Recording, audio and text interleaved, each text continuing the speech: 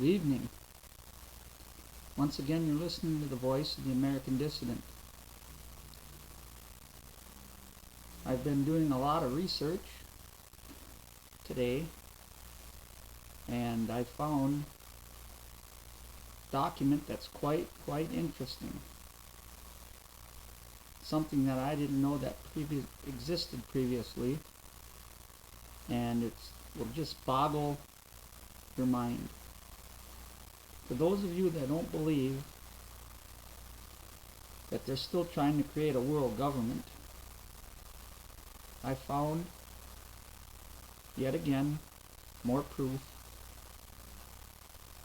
that they are. This document is in original form, as it was written over 60 years ago, and it was put out by the Campaign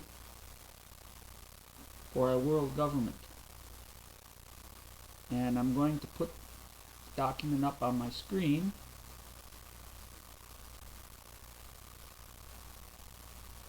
And we are going to zoom into it, and we're going to talk about it. And I'll zoom in a little bit more so you can see it a lot better.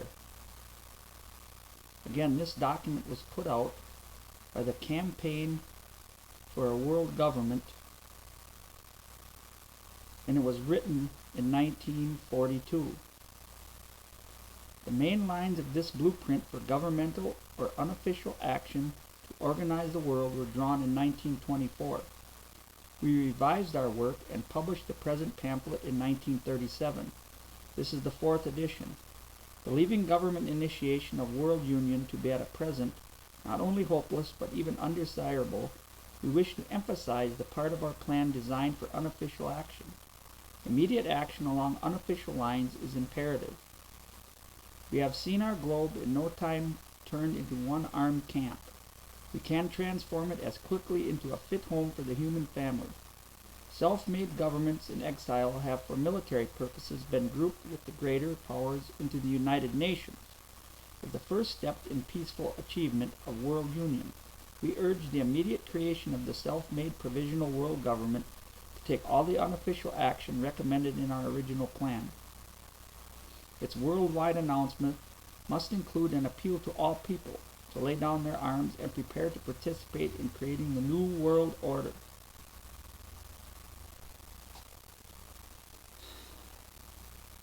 Again, these plans are not new, ladies and gentlemen.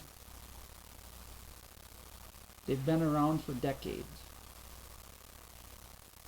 And what is the goal? All the peoples must lay down their arms to participate in the creation of the New World Order. The same New World Order that George Bush talked about, the same New World Order that Adolf Hitler talked about, the same New World Order that's been talked about for centuries. And with this recent election, it wasn't less than 24 hours that Senator Dianne Feinstein of California introduced the measure again to ban quote-unquote assault weapons. And the Obama administration immediately went back to work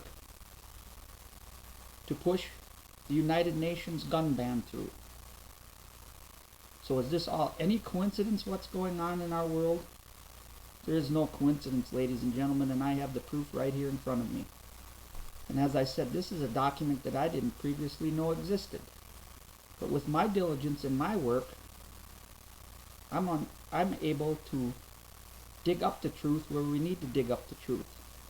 And that's why this show exists, and that's why many shows exist on the internet, to bring the American people and the world the truth as to what is happening in their nation and all across this globe. And we're going to zoom back into the document, and we're going to continue. The only chance of creating the long overdue federalized world government, all-inclusive, non-military, and democratic in its structure, is to stop this war before either belligerent is exhausted.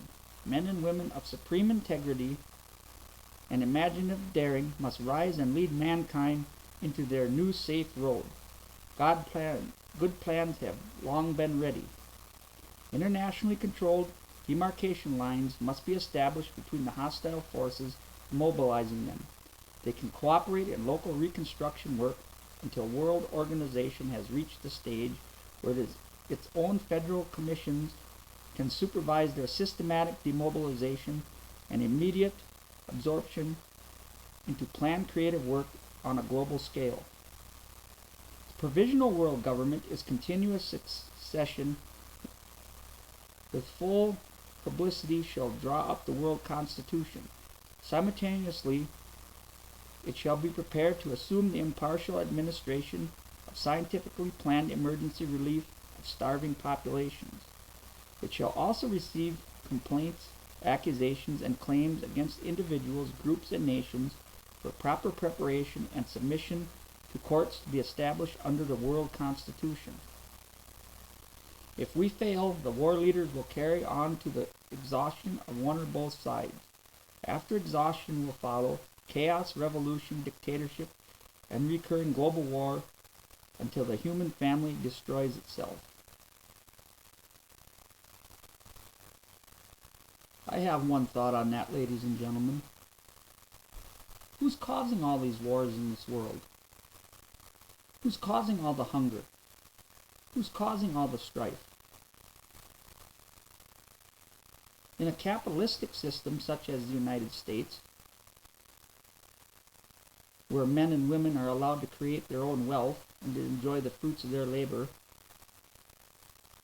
we live in a relative modicum of peace and security, and we are able to feed ourselves. And our people have no desire to fight wars, to send our sons and our daughters to fight illegal wars that are caused by the United Nations. As I said in another broadcast, there's been more wars and conflicts fought since the inception of the United Nations than in any other time in mankind's previously recorded history. In this document, I can see is nothing but a propaganda lie that was written by international socialists in order to deceive the American people. And with my efforts, the deception will be exposed.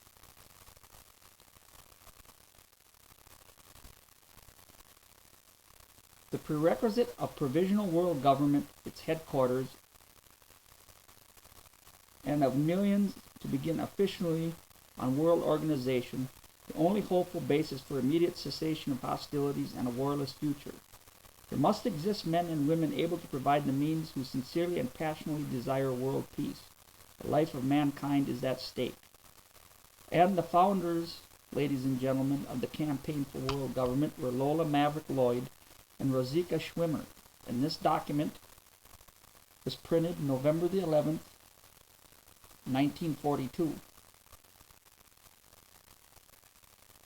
The plan.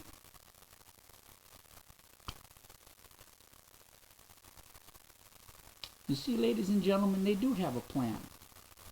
They have a plan to create a world government. And not only in this document, but in another document that we're going to be getting to, and other documents that I've explained to you already, such as State Department Publication 3972, written by President Harry Truman, and State Department Publication 7277, the outline to disarm the United States of America, and to strengthen the United Nations, and to disarm the American people. It's happening, ladies and gentlemen. They're following this blueprint to a letter. And I'm glad that I found this today, and I'm able to share this with you. Because this is fantastic information that people need to know about. As I said, the plan. The following outline for international action is addressed to all those who agree that we must stop theorizing about peace and put the best existing theories into practice. It offers an answer to the question, how can we start practical action to establish world peace now? It presents the preliminary steps necessary for a representative world convention to draft the best possible constitution for an all-inclusive non-military democratic federations of nations. You notice there in that statement, ladies and gentlemen, that they want to adopt the best possible constitution.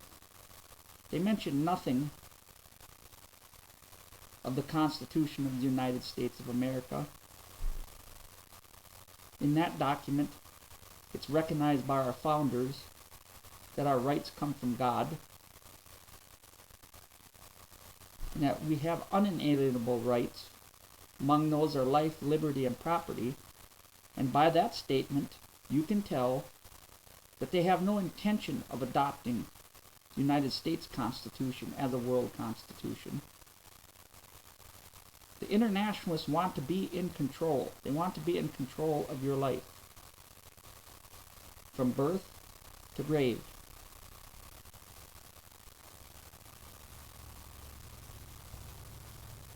The President of the United States or in other countries, the comparable government authority shall invite a small group of experts in voting methods to formulate the best practical method for the democratic election in all countries alike of delegates to a World Constitutional Convention.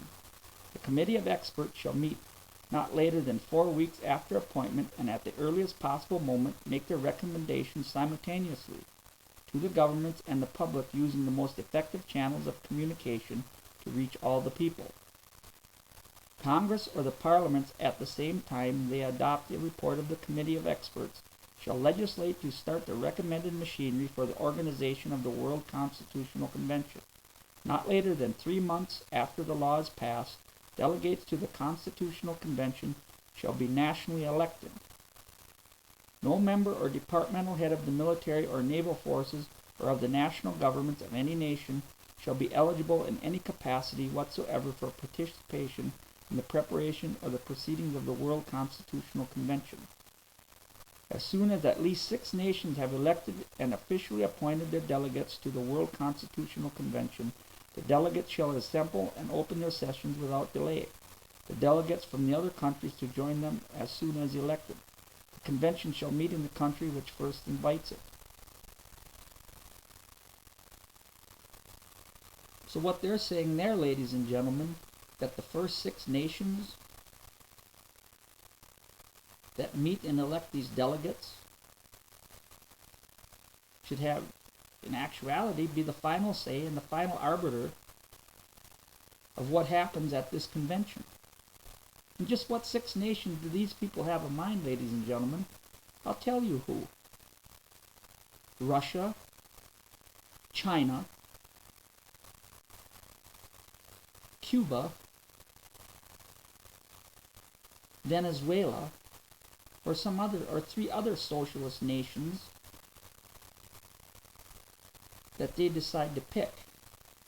Of course, they'll pick the United States, but as you know, the structure of the United Nations basically puts the United States at a disadvantage all the time, because Russia and China frequently veto any Security Council resolution that's ever brought to that body by the United States. And that's why we've been hamstrung in our foreign policy and in our ability to aid our quote-unquote friends in the world,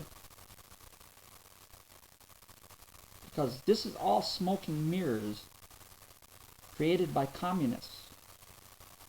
Created by communists, ladies and gentlemen. And I'll say that word again, communists. Thieves, murderers, thugs, the greatest parasites that have ever lived on the face of this earth.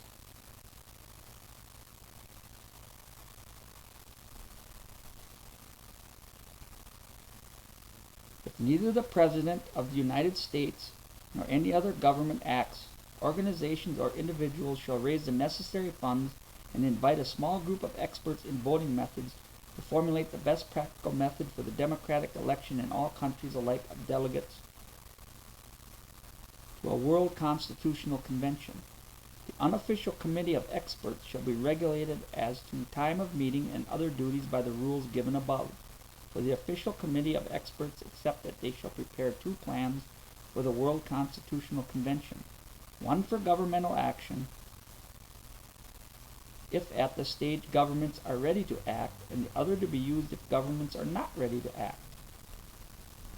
In case world organization must continue unofficially, international-minded individuals shall be chosen as delegates by the method recommended by the unofficial committee of experts.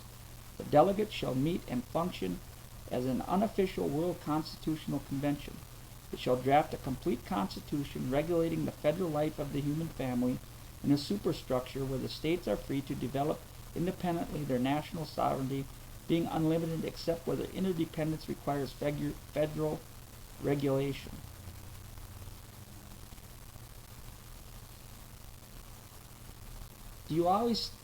Are you able, ladies and gentlemen, to always pick out the doublespeak? On one hand, they say that these nations are free to develop independently, and then on another hand, they say unlimited except where their interdependence requires federal regulation. In actuality, there will be no sovereignty of nations. There will be no independence. There will be no freedom for anybody on the face of this earth. And I have yet again found another document that I'm reading to you tonight right here that proves this again. The American people and this world need to wake up to what is going on right in front of their faces, or it will be too late for the entire human race.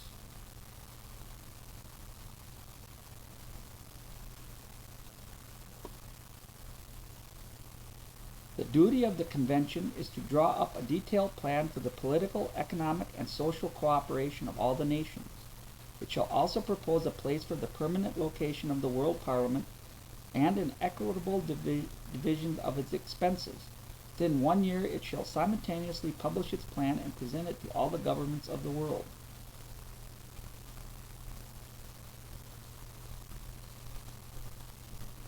We already have that economic and social cooperation of all the nations. It's called the European Union that they've created. It's called the GATT Agreement. It's called the NAFTA Agreement. And pretty soon, ladies and gentlemen, it's going to be called the North American Union, where the dollar ceases to exist, and you're going to be using the Amero as your currency.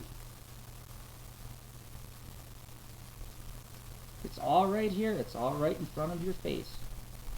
And thankfully there's people like me out in this country that care enough about our freedoms and our liberties to be able to impart this information to all of you.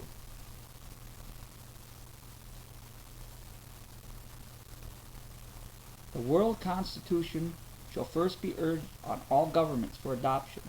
After 1 year, if no government has agreed to initiate the recommended steps, unofficial steps must be taken by the people to inaugurate the all-inclusive, non-military democratic federation of nations. In order to clarify and offer our demands in such a shape that they can serve as a basis of discussion for the World Constitutional Convention, we submit the following outline of a federation of nations. The individual development of member states is left to their own decision, except where it may conflict with world welfare. The world government must control the international relations between states. This situation will be similar to the between the states and the federal government in the United States of America, or that between the cantons and the federal government of Switzerland. All the 64 states of the world are to be admitted immediately and unconditionally. There shall be one class of membership. The Federation of Nations must be a democratic league controlled by direct representation of the peoples and not by governments and bureaucracies. To achieve the direct representation of the peoples to the Federation of Nations, All states shall adopt for the election of their delegates the voting system recommended by the Committee of Experts on Voting Methods.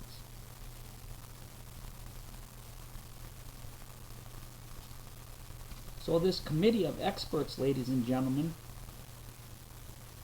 can adopt whatever voting process that they feel like adopting. Whether it be a parliamentary form of voting, a democratically form of voting, a system or a republic that's based upon laws, their voting methods, such as our electoral college and vote for electors here in the United States. But I guarantee you that what method that these so-called quote-unquote experts want to adopt will have nothing to do with the United States Constitution. It will have nothing to do with our electoral processes. There'll be a small cadre of men without names, without faces, that you will never ever see, making your decisions for you.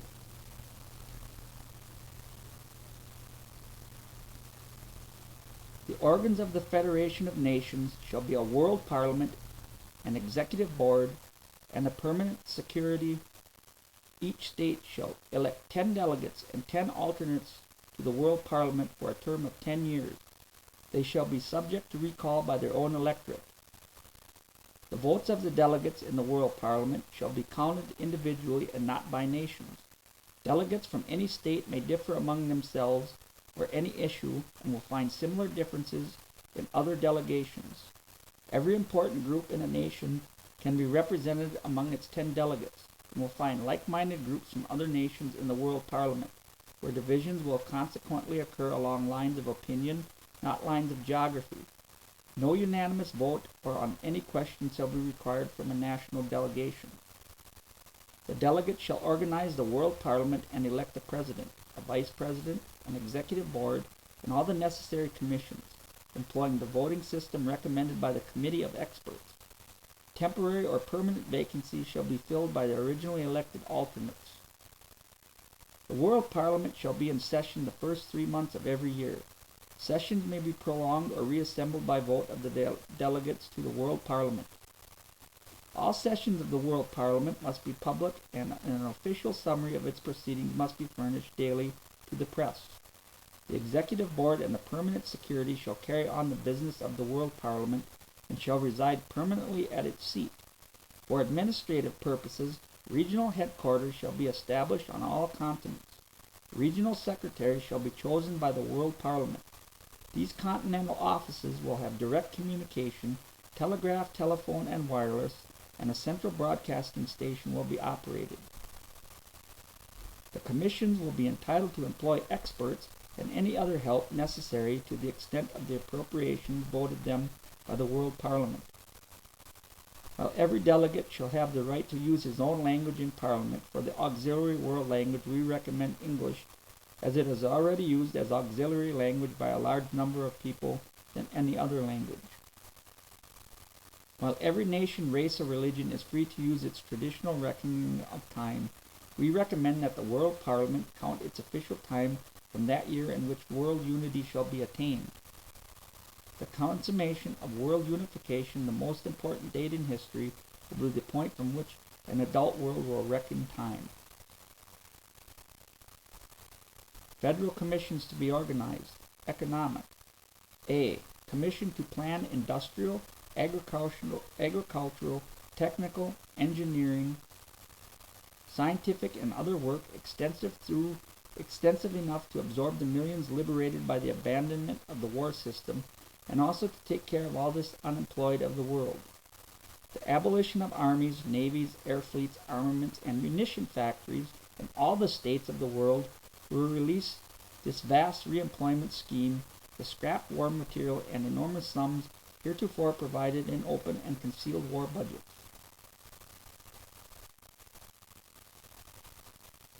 So there you have it again, ladies and gentlemen, and what's very frightening is that this document was written in 1942, and the documents that I've already explained to you that are official State Department publications and official policy that our government follows, such as State Department Publication 7277, were written and proposed almost 20 years later. So you see, everything that happens in this world happens in stages and in steps. They slowly move along, lurking in the shadows, where you don't notice what they're doing. And if the people of this world don't take off their blinders and begin to see what's going on, it won't be long before mankind meets its dark fate.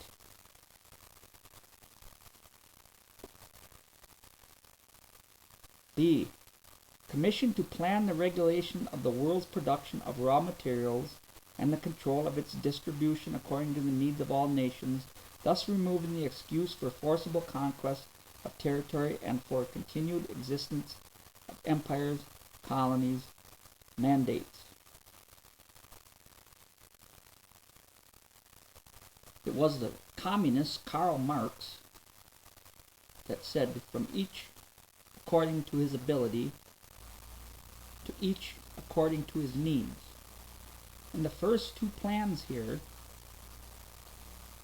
admit that this world economy that's coming is going to be totally planned and regulated by some organization that they didn't even explain here so far in this document, but I know who it will be.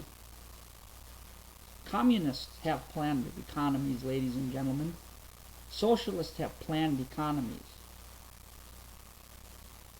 And that's what the New World Order is, ladies and gentlemen. It's a socialist, communist, totalitarian government.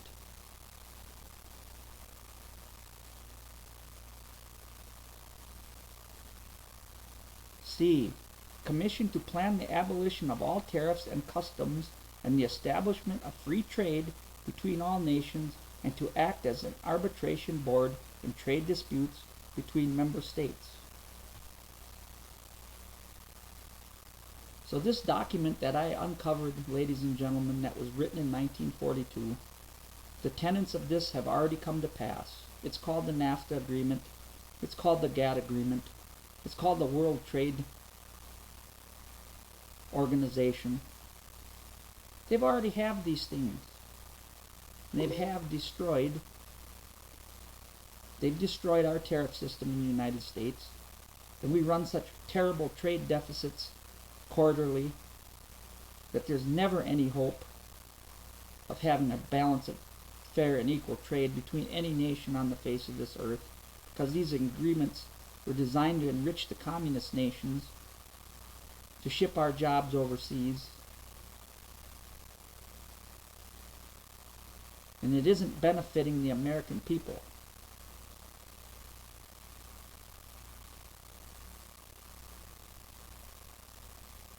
Commission on Transportation and Communication for International Control of Traffic between States by Railways and Waterways, by Automobile Transportation and Aviation, and of the Postal, Telegraph, Telephone, and Radio Services. Commission to plan the regulation of world finance and to evolve a uniform monetary system. To evolve, ladies and gentlemen, a uniform monetary system. A uniform monetary system. That also exists, ladies and gentlemen. It's called the International Monetary Fund, and it's called the World Bank. They've already completed one step. They have the Euro and the European Union. And then in the next 2 years, ladies and gentlemen, they will have the North American Union, and they will have the AMERO. They'll create the Asian Union, or the Trans-Pacific Union, or whichever union you want to call it. And those nations in that part of the world will have a currency. And once they get 1 or 2 or 3 currencies that are being used by the nations on the earth, it won't be long before they amalgamate those 3 currencies into a one world system. And that's what's happening before your very eyes.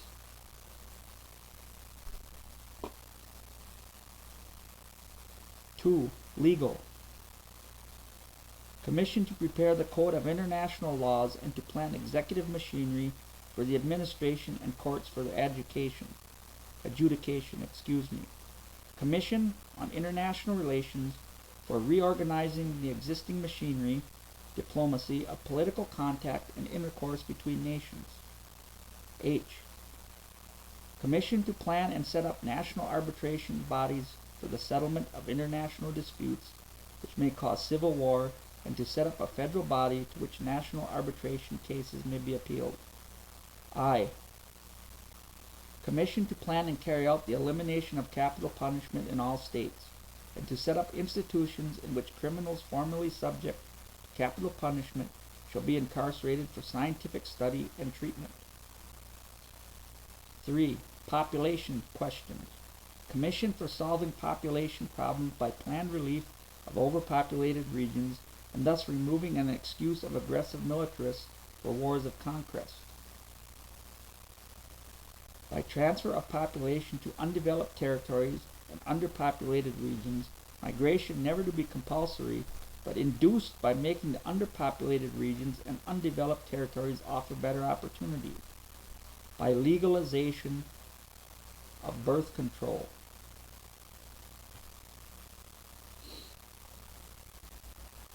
Abortion, ladies and gentlemen, is a form of birth control, isn't it? It was called Roe v. Wade here in the United States. It's called funding for Planned Parenthood. And my father and I, we talked a little bit about this election of recent. And he told me a very interesting bit of information that I didn't know, that our Marxist president, who was re-elected, Barack Obama, has promised the women of this nation that he will sign a bill allowing women to kill their babies up to the age of 9 months when they're ready to be born. So you see, ladies and gentlemen, I have the proof in front of you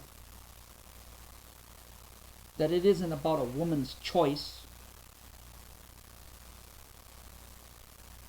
or her rights or her health. It's to destroy mankind and to devalue human life, to throw human beings away like they're so much trash. And to a communist and a socialist, the human race is trash. And that's what you have sitting in the White House now, ladies and gentlemen. A man who's actively sought out Marxist professors. Those are his words, they're not mine. While in college. And the American people, in their ignorance, their apathy, and their stupidity, re-elected this man for 4 more years.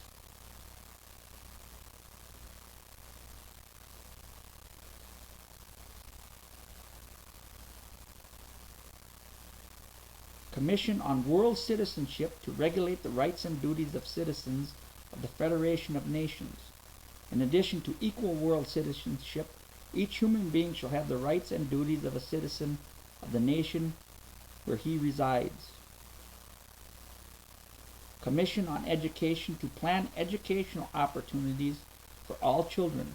Textbooks and other materials for education shall be based on unbiased facts and history, shall be taught from the world point of view, emphasizing the moral, economic, scientific, and artistic contributions to mankind's progress and happiness by all nations, races, classes, creeds, and both sexes.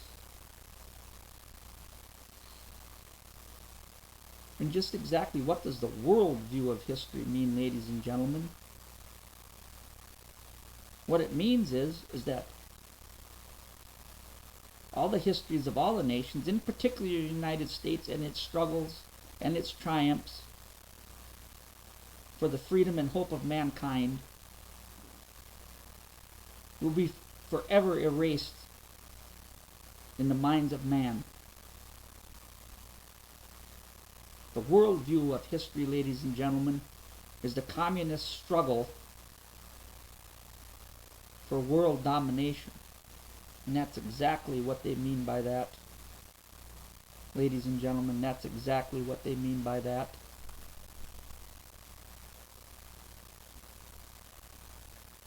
Health Commission for scientific and practical research into all hygienic problems and for planning adequate health service. Commission to prepare international legislation to safeguard historically truthful presentation of news by the press, screen and radio, and to protect the honor of nations and individuals through national and international press, juries, courts of honor, and similar forums. Other commissions shall be organized by the World Parliament as needed. We cannot overemphasize the importance of choosing at every stage of procedure the right personnel. We must repeat the mistake of the Hague Conferences and the Disarmament Conference of 1932, where high international aims were frustrated by delegates who lacked the world viewpoint. Only international mind men and women can be trusted to reorganize human society on a safe basis. I ask everybody this question: why does human society need to be reorganized? And under what guidelines should human society be reorganized in the first place?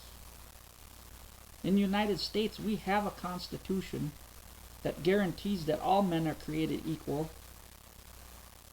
and that they are endowed with their Creator with unalienable rights. And those rights are laid out in the first 10 amendments to the United States Constitution. So in my opinion, ladies and gentlemen, the American society needs not to be reorganized on any international level whatsoever. And I have another document that I have found, which I have had uploaded to the internet for quite some time, and it goes right along the lines of what we have just spoken about. And I'm going to zoom this in and get it organized here so we can talk about this. This document you're going to find quite shocking, because the title of it is "We Must Abolish the United States: The Hidden Facts Behind the Crusade for a World Government."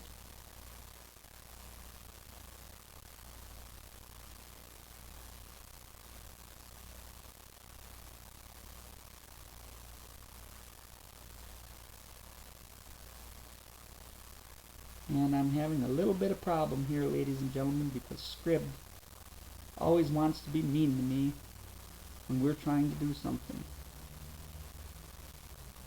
But we will get through as much of this as possible.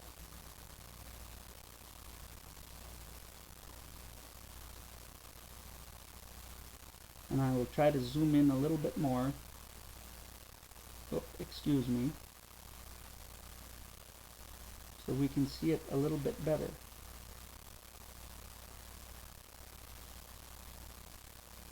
And I'm going to start down here as far as I can. And Scrib never wants to cooperate when I've got this going, for some reason.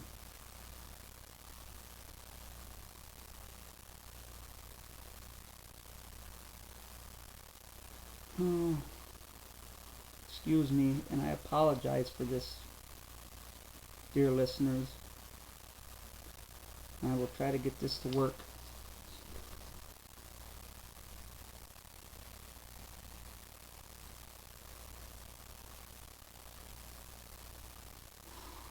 And it's not being cooperative with me. I will have to go as best as I can here so we can start with what we need to do.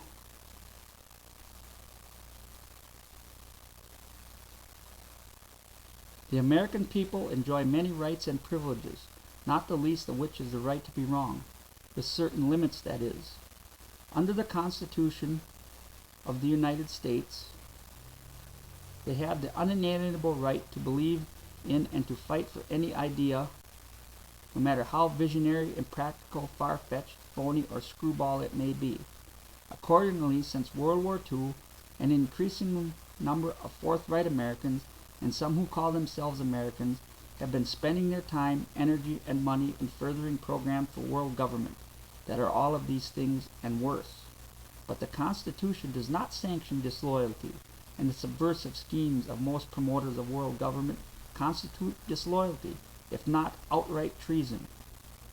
It should be said that many sincere idealists involved in this world government business are altogether innocent of any intent to be subversive, disloyal, or treasonable. They are convinced, no doubt, that they are doing a worthy and necessary patriotic work. They actually think that only world government can prevent a third world war. They mean well, but as the caustic Dr. Samuel Johnson once said, the road to hell is paved with good intentions. However, when their world government schemes threaten the freedom and safety of the American people and foreshadow the dissolution of the government of the United States, everyone connected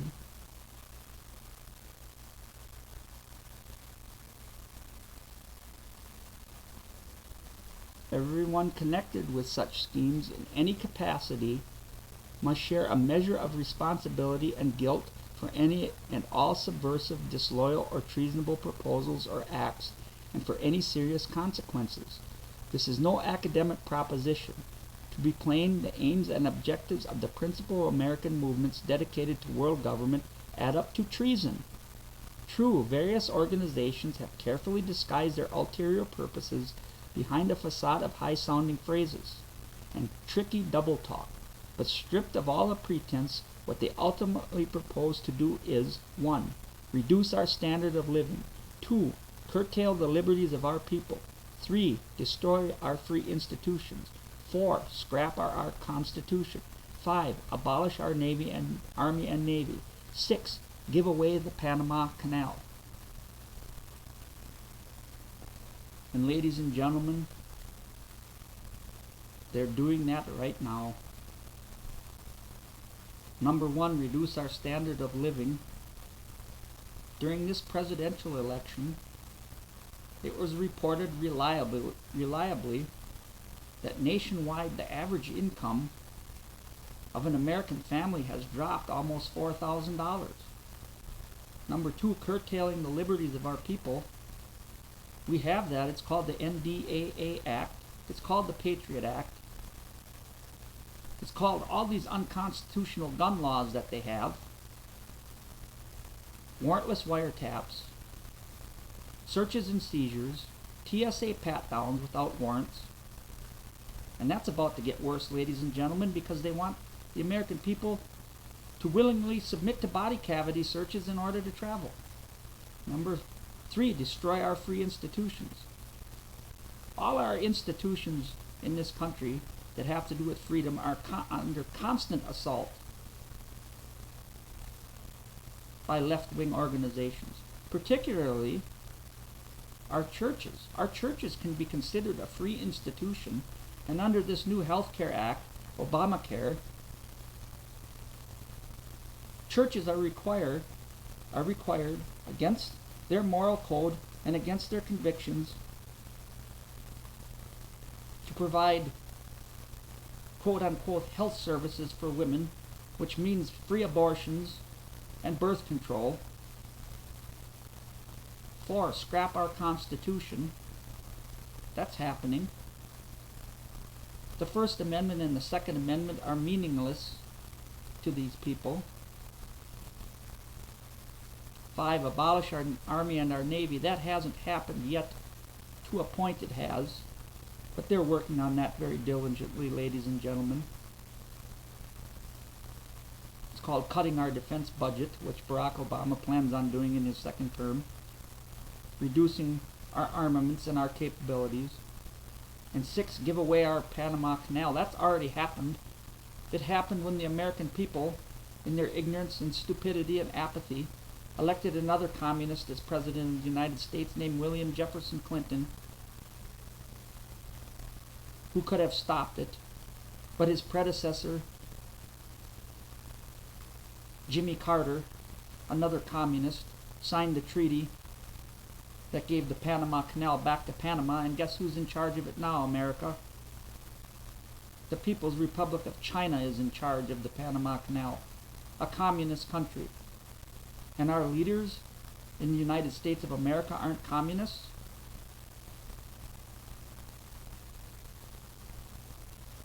Is such a sinister program too far-fetched, too asinine, and too plainly disloyal to win any real measure of public support? Not at all. To cite only one instance, such a program is actually the ultimate goal of United World Federalists Incorporated, the most prominent and fastest growing world government organization in the United States, a movement which has the endorsements of both Senator Taft and President Truman.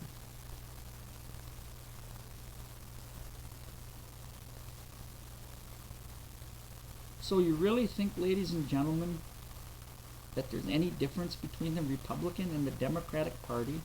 This was over 50 years ago. Senator Bob Taft of Ohio was a Republican, and President Harry S. Truman was a Democrat. And they both supported an organization that wants to destroy the United States of America and create a world government.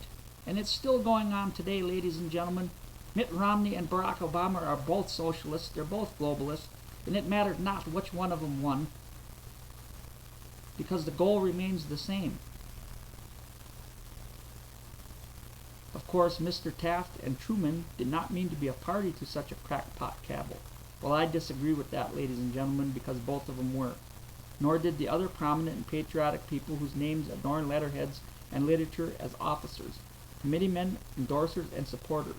Most certainly this was not the intention of Kiwanis International, the Young Republican National Federation, the National Grange, nor the United States Junior Chamber of Commerce, all of which are listed in United World Federalist literature as supporters of world government.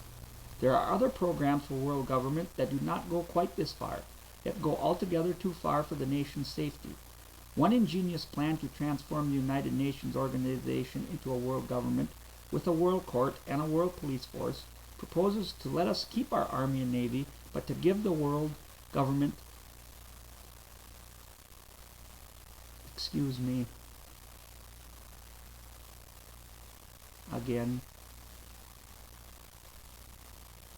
give the world government the power to hamstring our armed forces by reducing their size and limiting their weapons, in the mistaken conviction that it would prevent World War III. And they're doing that, ladies and gentlemen. It's called State Department Publication 7277. In the mistaken conviction that it would prevent World War III, and obviously unaware of its dangerous implications. This scheme, the brainstorm of a former Russian revolutionary and ex-IWW agitator, won the endorsement of the American Legion. While the suggestion of treason will come as a shock to the good citizens and patriotic organizations involved, the true explanation is that they all have been taken in under false pretenses, largely because the whole world government movement is overloaded with the names of prominent, substantial, and respectable people whose loyalty to our American institutions is accepted. It is not generally known, but it is nevertheless true, that these sincere, high-minded patriotic dupes are greatly outnumbered and have been cleverly outsmarted by crafty, subversive schemers, socialist, communist fronters, left-wing liberals, and one-world firsters who control the world government movement, and who are deliberately plotting the destruction of our Constitution and way of life and the creation of a global socialist superstate. Meanwhile, most of these red schemers are using the campaign for world government as a valuable adjunct in the drive to foist a socialist labor government upon the United States. It is not mere coincidence that the Socialist Party, the Socialist Liberal Party, the Social Democratic Federation, the Student League for Industrial Democracy, formerly the Intercollegiate Socialist Society, and the CIO, now controlled by socialists, all endorse world government, and the leaders of these movements hold important posts in the various world government organizations. Americans for Democratic Action, the largest American movement promoting socialism, which is grooming Walter Reuther for President of the United States, also is on record in favor of world government, and Walter Reuther, who with his brother Victor coined the slogan, "Carry on the fight for a Soviet America," and who is now an anti-communist socialist, was the principal speaker at the most recent World Government Convention held at Cleveland in October 1949. In the face of such evidence of red and pink coloration, the leaders of the world government movement have gone to great lengths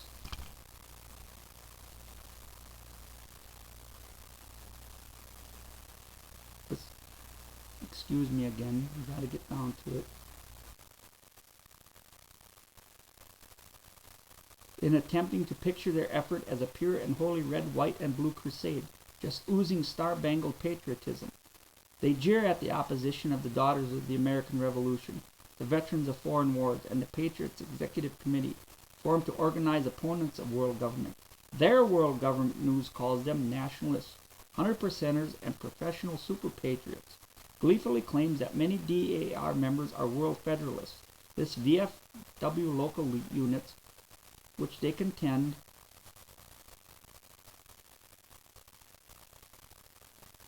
stand opposite to official policy, and declares that representatives from the Legion, the Reserve Officers Association, the Military Order of World Wars, and the Jewish War Veterans form the Patriots Executive Committee without official action by their organizations. World Federalists will not be greatly concerned over such opposition. The World Government organ says because it has led large part by persons who wave the American flag but speak the language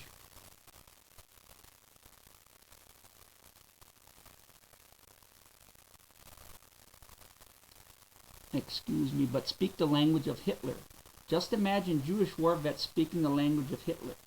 This unsigned article in the October 1949 number scoffs at the red label that the nationalists have tried to pin on the World Federalist movement, but it goes on to say, it is not enough to point to the Kremlin's hostility to world federation, for National Republic says this is part and parcel of the grand deception.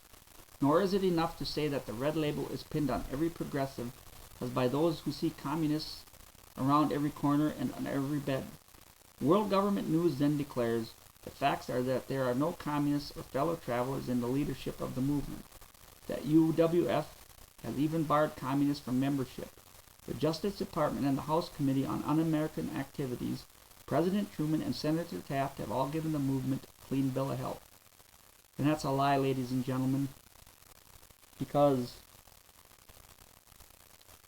this movement is a communist movement, and that is their goal is world communism. The facts are, to be equally emphatic, that there are hundreds of communist fellow travelers, if not actual communists, in the leadership of the World Government Crusade. Regarding the alleged ban, all experience has shown that a ban on card-carrying communists is worse than meaningless because it is next to impossible to identify an actual communist, and two, it leaves the door wide open to the most dangerous supporters of the communist cause, the fellow travelers. Furthermore, the Justice Department is not empowered to give any organization a clean bill of health, and the House Committee on Un-American Activities has stated many times that it has never investigated the world government movement, so it could not be in a position to certify to the movement's immunity from communist infection. Neither has President Truman nor Senator Taft ever expressed himself on this specific subject of Reds in world government activity. As for the Kremlin's attitude, Soviet Russia is supposed to be very cool on world government just now. But the communists are not against world government. They are for world government. They just want their own particular brand. They always have been working for a world Soviet government.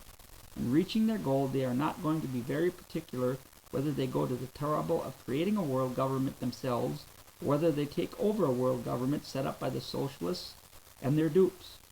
Should the current world government movement begin to achieve its objective, the communists will be found strongly entrenched inside its officialdom. For hundreds of communist fellow travelers are leaders in the movement and hold key positions in every world government organization. In the appendix of this book are listed 178 leaders in the World Government Crusade, along with 16% communist fronts with which they are or have been affiliated. All of these citations are from official government investigating agencies, while 502 of them refer to fronts that have been declared to be communist or subversive by the Department of Justice, the Attorney General, or the FBI. This is evidence that must be accepted because it cannot be refuted. Riding the wave of current anti-Russian opinion, a few of these communist fronters have recently switched to the socialist standard, but most of them remain steadfast in their loyalty to the Communist Party line and many retain their prominent places high on Joseph Stalin's honor roll. For example, Dr. Harlow Shapley, chairman of the Communist Curtail and Scientific Conference for World Peace, held at the Waldorf Astoria in the spring of 1949, and 13 sponsors of the Congress are leaders in various world government organizations. This peace conference was openly denounced by the State Department as a communist device to block the Atlantic Pact. And Dr. Shapley himself, who in 1945 advocated giving Russia the secret of the atom bomb, has 22 citations in government files for his affiliations with communist movements and fronts, while the other 13 sponsors have a total of 217 Communist Front connections. When the Communists staged their Bill of Rights conference in July of 1949, their second major propaganda effort of the year, which was intended to mobilize public opinion against the FBI, and in behalf of their 11 leaders, then on trial, 10 sponsors of the conference were leaders in the campaign for world government. And when last May, the National Americanism Commission of the American Legion sent Legion posts and Legion officials throughout the country a list of notorious communist fellow travelers who were unsuitable or inappropriate for members of the American Legion to associate with at public functions. 10 of them were leaders in world government organizations. Likewise, when on April 4th, 1949, Life magazine named the 50 leading communist fellow travelers in the United States, 7 of them turned out to be prominent leaders in the world government movement. Both former Vice President Henry A. Wallace and Senator Glenn H. Taylor, the candidates of the communists in the last presidential election, are leading advocates of world government, and the Progressive Party endorsed world government and in its platform.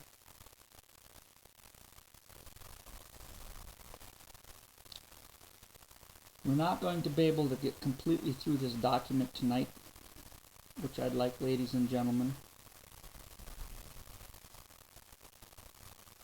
But again, I'm issuing you a very, very stern warning.